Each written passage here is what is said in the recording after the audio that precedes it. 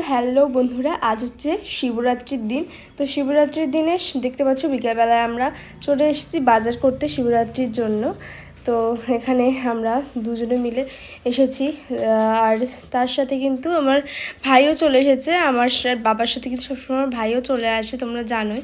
তো আমরা এখান থেকে ফল টল কিনে নিলাম, যা যা ছিল আর কি, বেল থেকে শুরু করে যে সমস্ত ফল জরুরি। তারপর মিষ্টির দোকানেও চলে এসেছি।